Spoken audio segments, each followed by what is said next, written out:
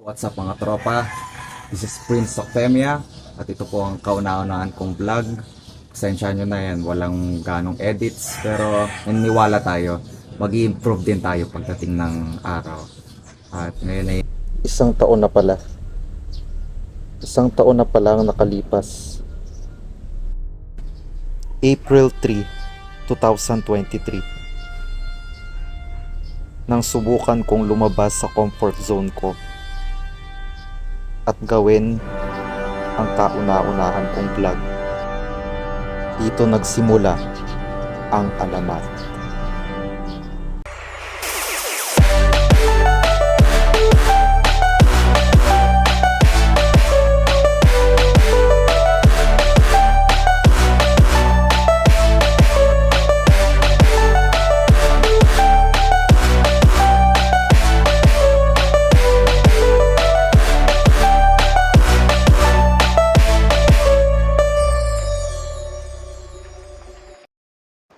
What's up mga kaunlad? Nandito na naman kami ngayon sa My Festival Mall. Now, to celebrate my 1 year in content creation sa YouTube, babalikan natin yung pinaka-nakakatawa na moments. Top 10 na vlogs ko. Since ito yung lagi nagkakamera sa akin at madalas kasama ko to sa mga vlogs ko, siya yung in-invite ko ngayon para i-recap, mag-throwback, mag-flashback sa mga nakaraan kong vlogs nitong taon na to. Sa nakalipas na isang taon na paggawa ko ng vlog. Here is Miss Jubelea sa Pasat. Ay, mga kaunlad. Magtataka kayo bakit hindi nakatropa, mga kaunlad. Alam mo kasi, self-improvement challenges.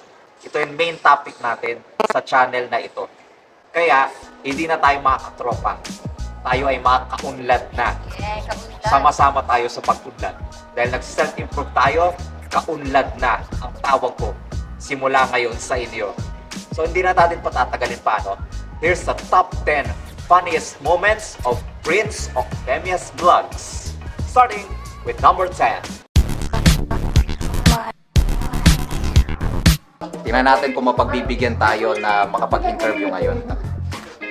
Good evening po. May content po kasi ako na ginagawa ngayon. Ayan, baka po pwede kong ma-interview po kayo.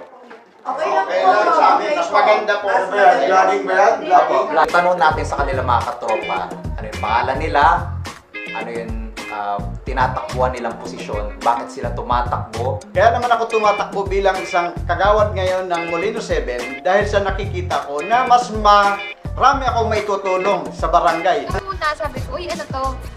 Nakaka-catchy yung pangalan. Yung pangalan ng content, which is platforma. Maikli siya pero parang alam mo yung punong-puno ng idea. Yung sabi ko, wow, parang ang power naman. Nung habang tumatagal yon yung vlog na yon na pinapanood ko, wow.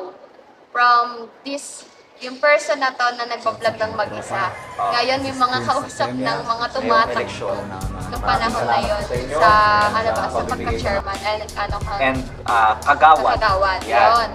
Nung napanood ko na siya, ng buo, sabi ko, wow. Sabi ko, nagawa niya na makalabas sa comfort zone. Yeah, diba? yeah. Comfort zone. One of the examples yun. Then, yung tapos na, napanood ko na siya. Then, tinitingnan ko yung views. Isa yun sa mga maraming views niya, ha? Yun yung Guys, pinakamarami. oo. Kaya naging top 10 ko yun.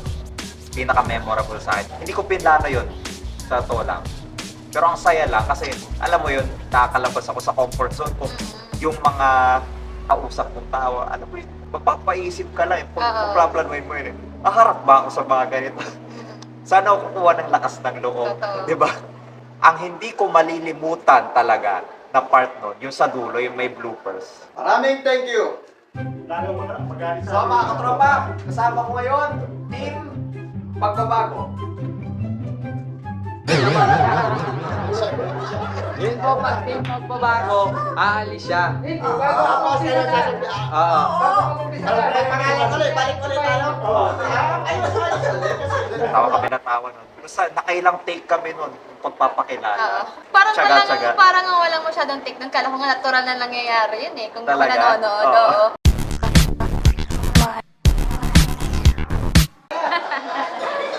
Hello. Hi guys! Seryoso ako, dominium namin. Kami ko dominium. Wala yan. Okay naman kayo sa vlog.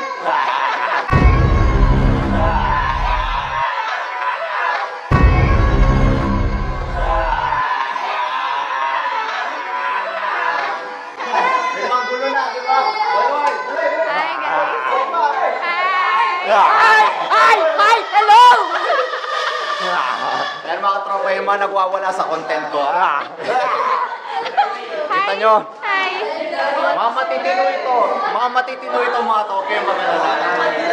Nung pumasok tayo dun sa may holding area, tapos nagkagulo yung mga yun, di ba? Tama, Tapos tama, si Moses, tama. alala mo yun, parang naging zombie na. Yung mga ganyan, di ba? Tapos si Kurt, yun, parang Yes. naging legal. Di ba? Di mo alam yun kung yung mga kasama natin, parang, ano ba, Manila Zoo ba yun? Parang pumasok sa lungga ng Oo. ano. Sa maniwala po kayo sa hindi, matitino po sila. Yes. Hindi lang po Hindi lang halata sa halata. video na yun.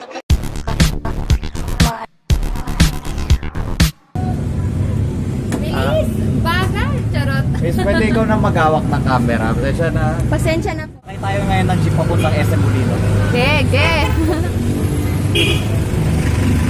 Naka!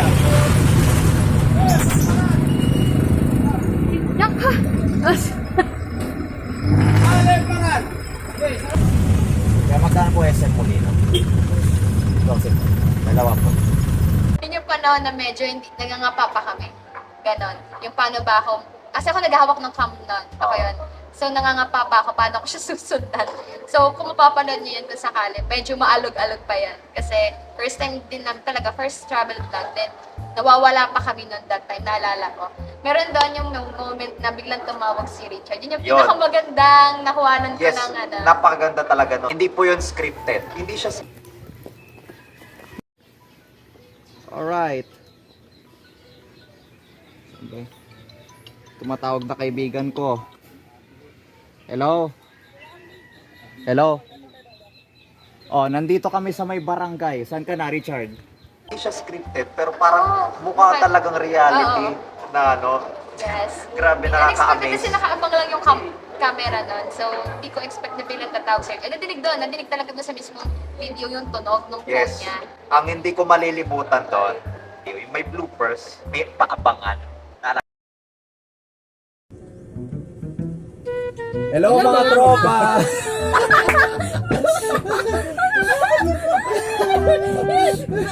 Ano niyo naman yung boses niyo? Okay, Gayahin niyo sabay-sabay. yung tone ng voice. Okay, one. Hello mga katropa. Hello, mga tropa!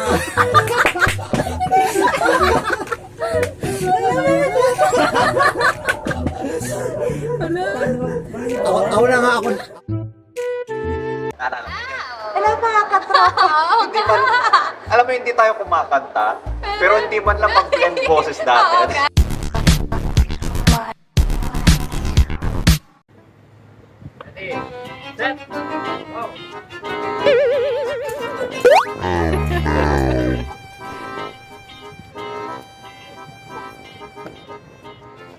Naalala mo yung nadapak si Ro, di ba? Sarap Unexpected balikan din eh. yan. Lahat na lang unexpected dito. Naalala ko rin nun, yung makailang beses kita, di ba, nakapiring kami ni Robin nun. Tapos ikaw nagka-camera.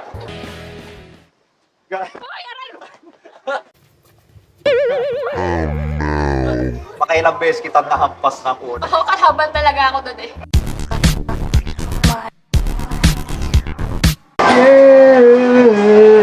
Okay, okay. Maganda ba boses mo? Maganda ang boses ko. Yung natalo, syempre, titiisin yung kahihiyan. Si Daniel. Oh! So, Moses, ayan, dahil ikaw ang natalo, ganito gagawin mo. Isang stranger lang, hindi mo kakilala, a-approach mo dito, ako magka-camera. Kaya ba? Kaya. Yakang-yaka? Basic. O, sige, tara. Huwag ka na mamili. Ang inaanap ko yung mag-isa lang. Ayun, mag-isa. Ayun! Alam ko nakakaya. Kaya mo yan. Bawal kayo dito. Dali. Sabihin ko ano assignment. Bahala ka kung ano idea. Dali.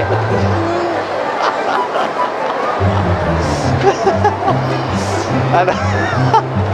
Alam mo ito, ang memorable din dito, ang dami kong niyaya ng mga kapwa ko kalalakihan. First time to, gumala ako kasama yung mga kapwa ko lalaki. Nang wala yun magulang ko. Mga kaibigan kong lalaki lang talaga sa iyo. At nakapunta lang si Moses saka si Daniel. Ano yung memorable mo doon? Oo, tawag dito yung sinabi ni Moses na Alin? ang ganda ng boses ko. Ah, yun. Ang ganda ng boses ko. Sarap gawan ng meme eh. Yun. Maganda ba boses mo? Maganda ang boses ko. Tapos, ito pa hindi ko makakalimutan. Yung nagtiis din si Moses ng kahihiyan. Ngayon, alam nyo na mga katropa tuloy. Kaunlad. Ngayon, alam nyo na mga kaunlad. Lalaki na talaga ako dito nakaulit. Paalala mo, kayo ay mga kaunlad. Okay? Hindi na kayo mga katropa. Kasi alam mo, yung mga katropa, masyado na common sa mga Pinoy eh. Sa buhay, kailangan mong magtiis ng kahihiyan. Yeah. Diba? Kagaya nung ginawa ni Moses. Kagaya nung mga ginawa ko sa mga nakaraan kong vlogs. Saka part ng life yun, di ba? Kahit sa Yes. school ka man, sa Oo. bahay niyo man, kamag-anak mo man yan, lalo na sa mga family reunion, di ba? Lalo na ngayon, usong-uso yun. Nandiyan yung mga kahiyaan moments talaga. So take note din, sa buhay, para mag-improve ka, Ka na kailian. kagaya ng ginawa ni Moses. Katulad ngayon, nandito kami, nagtitiis ng kahihiyan. Oh, 'di ba? Kahit may dumadaang tao, kahit may nagwi-whistle tone, 'di ba?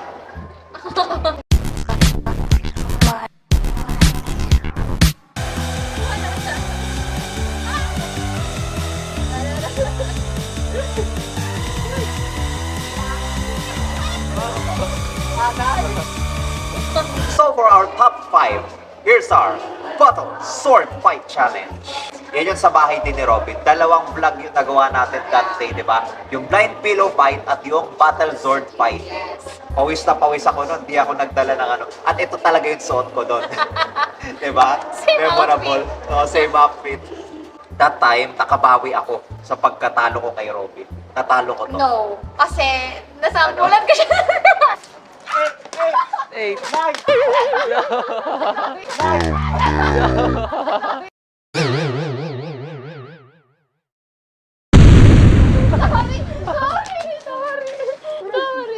Ano?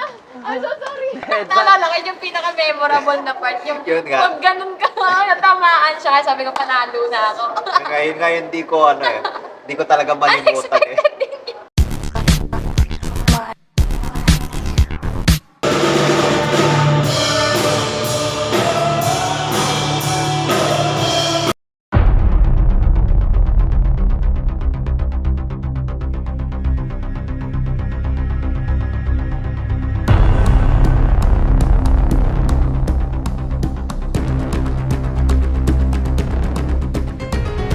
So for our number 4, eto na.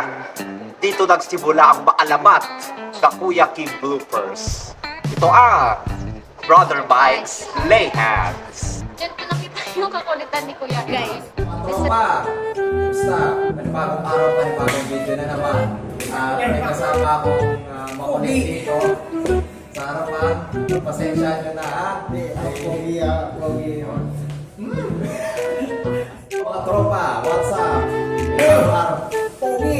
Wala na yan! Naulo! isa sa mga ano na yun. Tapos syempre, maglihan sa inyo Oo. na ni Brother Merx doon. Syempre, iba din yung syempre punong lingkod yun Oo. ng national. So, kung parang opportunity mo yun na malihans ka niya, yun yung nagkaroon ako ng moments doon na sana ako din malihans. At nalihans rin siya. Yes, nalihans din ako. Sabi ko talagang, sana ako din, Lord, bigyan ako ng chance na magkaroon ng moment ng gano'n na mapalihans din kay Brother Mike. Then, parang ilang weeks lang ata yung pagitan. Sa Brother Mike's Lay Hands, dito nagsimula maalamat na Pogi, wala na yan. Wala na yan.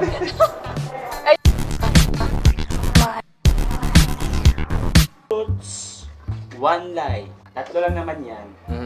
Una, Ayan na yun, yan na yung ito live. na yung una. Ito na yung una. Wala pa kasi Yan na yung sabi. live. Yan na yun, di, kinukutuban ako. Marunong ako mag-drive. Ayan. Nang, Nang Kahit ano, i-drive natin, Charis. bulldozer. So for our third top 3 vlogs, here's our Guess the Lie. 2 truths, 1 lie challenge. Banding din namin mga lalaki sa bahay ni Daniel. Ayun, Ayun, matagal na kasama namin na naman ano. si Kuya Kim. Oh, si Kuya Kim. Si Daniel, saka si Richard. Oh, Ayan. yun yung Crossover. Sa, ano, Ayan. yun yung travel vlog na pinunta namin yun si Richard. Yun, di ba? Yan, yan. Okay. Kumakao ng Diba? sobrang hangin. Hangin? Woo! Sinasampal kami ng hangin ngayon. Alam mo yung nagdala doon? Hindi kaming 4. Alam mo kung sino nagdala? Yung mama ni Ay, Daniel. oo! Ito talaga. Bakit? Hindi naman ako bakla eh. Sigurado ka? Hindi. Bading. Pero yun yung lie talaga. Ano first impression mo sa dalawang ito? First impression. Kay Daniel. Kumain natin kay Daniel. Kaya nakita kayo sa Pure Gold kanina, di ba? Nung nakita ko si Kuya Daniel, parang ano siya. Mukhang pare, no? Ang bait nung aura niya. Yes! Parang ano, Pag tumatawa. Hindi.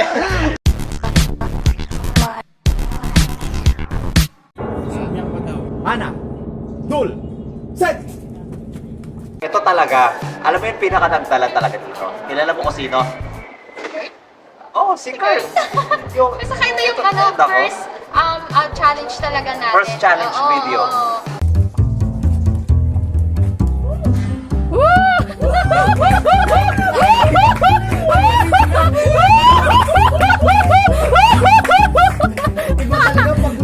Iba ka, Kurt! Iba! Na unang sumikat talaga, Yun. dumami yung views. O, bukod dun sa plataforma. Saka ano yun, mga kasama din namin doon, mga ka-youth din namin sa ministry. Yes. Yun nga si Kurt, kung makikita niyo sa video na yun, kung Akala paano mo, niya, kung paano niya nilunok Yes. yung lahat ng noodles. unexpected kasi akala ko siya na yung mananalo. Then, ang Akala ko rin. Then ang nanalo is Si Janus. Si Janus. Tawag dito yan. Kaya nakakatuwa kasi, kumbaga, yung mga friends namin, nandun, nakipag-banding din sa amin, nakijoin sa first ever challenge namin, which is yung nga yung Korean challenge. Korean Spicy Noodle Challenge. Samyang, featuring Samyang, Black Bulldog. Yes, and syempre may ano yun, may reward. Oh, may reward, milk tea, di ba?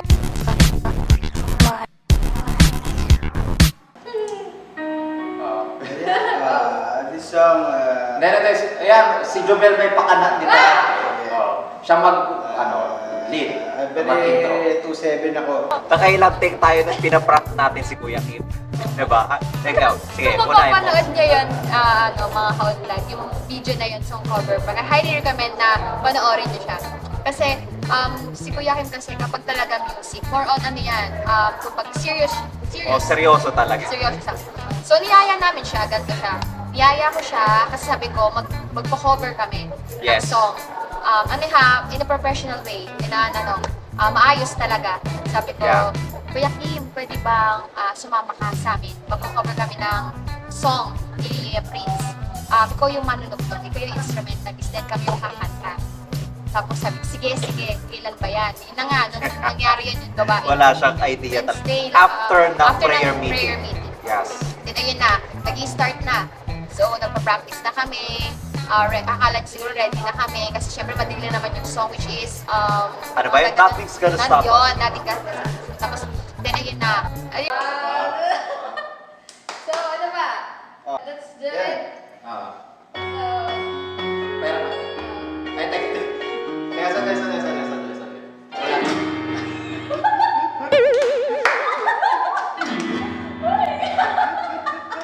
Tugtog lang kasi Kuya Kim, nakikita niyo naman, di ba? Yeah.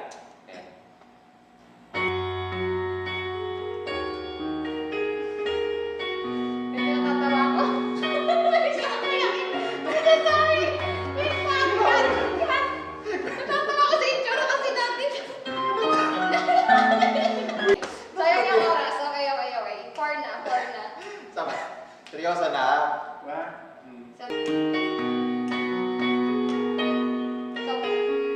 Looking in your eyes, I see a paradise. This world that I found is too good to be true. Standing here beside you, want so much to give you this love in my heart that I'm feeling for Namamas ko po. you. Sorry, but you're... Nakakalimutan ko yung ano.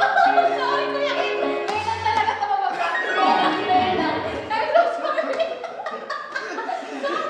Dahil, alam nyo, maapapasensya dito ni Kuya Kim. Di ba, Kuya Kim? Nararamdaman ko. Busog ako eh. Siyempre eh.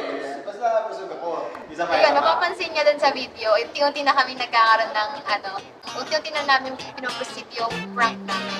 nagkakamali din siya ng tone. Ako, nakakalimutan ko yung Yung sinisuntonado sa diyan, Oo, di ba? di ba? Yun. Tapos nawawala ka sa tempo, kunwari, Oo, di ba? yun. Tapos, yun na yung may kinuntsaba kami na friend din namin, which is kayot din namin siya, which is Kuya Joseph. Si Kuya Joseph. Ayun, Miguela. Ayan, mention ko lang. Hi, Kuya Joseph. Thank you for watching this video. Pagpalain kayo, mga kaunlad ng Panginoong Diyos. Sama-sama tayo sa pag-unlad.